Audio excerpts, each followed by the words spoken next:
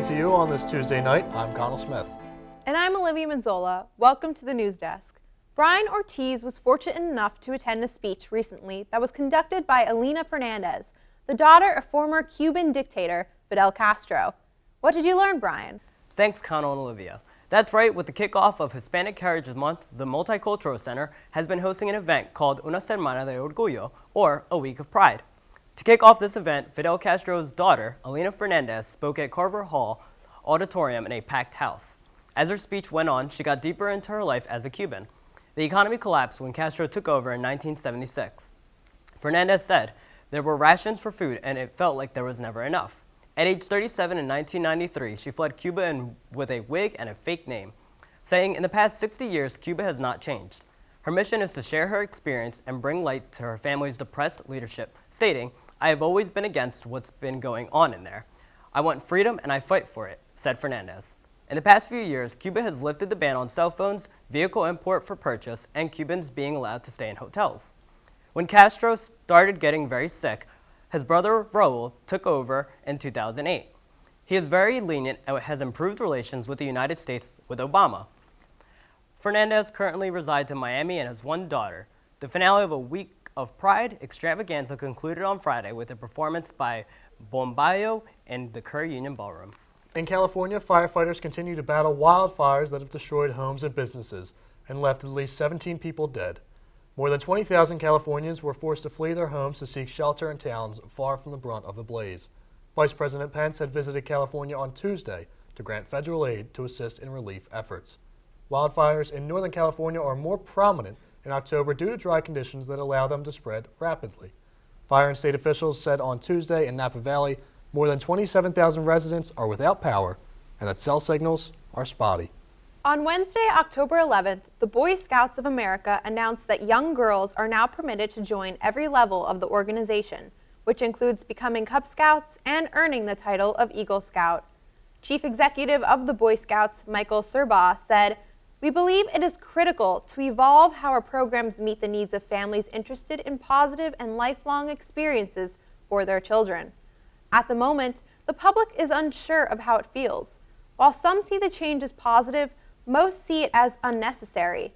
One woman took to Twitter to express her thoughts, writing, "How about this? Just merge Boy Scouts and Girl Scouts. Call it Scouts, and cut these idiotic gender plays off at the knees. Enough." The public's opinion on the matter begs the question, is the decision to allow young girls to join Boy Scouts commendable, or is it tarnishing the history of everything both Boy Scouts and Girl Scouts have come to stand for? At the Louisiana State University, 10 individuals have been arrested in connection to the death of freshman Maxwell Groover, a potential pledge of the fraternity Phi Delta Theta at LSU. Maxwell was found passed out on a couch at the fraternity, where he was then taken to a hospital in Baton Rouge, where he was pronounced dead. The toxicology report stated that Mr. Groover's BAC was recorded at 0.496%, which is over 6 times above the legal driving limit of 0.08%. Mr. Groover's death is not the first in the case of fraternity hazing gone wrong. On February 4th of this year, a Penn State student, Timothy Piazza, died during an event hosted by the fraternity he was a potential member at. Universities nationwide are under the microscope, facing pressure to bring hazing under control, and with new students enrolling every year, measures should be taken to condemn such practices of hazing. Hollywood has gone from calm to chaotic over the past week or so, all thanks to one man, Harvey Weinstein. The film executive has been faced with allegations ranging from rape to sexual harassment of many women. Since the story has surfaced, 32 of Weinstein's victims have come forward to speak to the public about their inappropriate encounters with him. Up until this point, Weinstein has denied all allegations. If the allegations are tried in criminal court, Weinstein could be facing up to 25 years in prison. However, cases like these are often hard to win.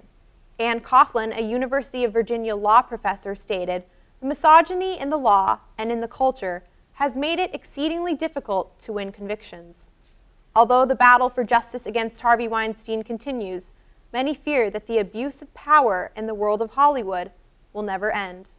Fall weather is upon us, and the smell of pumpkin spice lattes are in the air. Danny, what good news do you have for us? Thank you, Olivia. Okay, so who's been tired of the muggy weather we've been having lately? Well, lucky for you, we've got a few good days ahead. Tomorrow and Thursday will be sunny with a high of 68 and a low of around 40 degrees.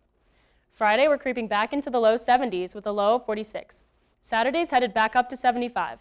After that, however, there will be a lot of rain because a cold front is approaching us. I know what you're saying, finally, right? Since everyone wants the flannels, sweaters, and hot pumpkin spice coffee every day type of weather. I mean, I hear ya. It is already mid-October, but hey, maybe we'll get the chilly Halloween weather we've been waiting for after all. I guess we'll see next time. Now over to Merle with a segment on breast cancer awareness. October is Breast Cancer Awareness Month, and next week, actor Mario Lopez will be hosting the Ignite the Fight Gala in Chicago, where he will be turning the Chicago River pink for breast cancer awareness.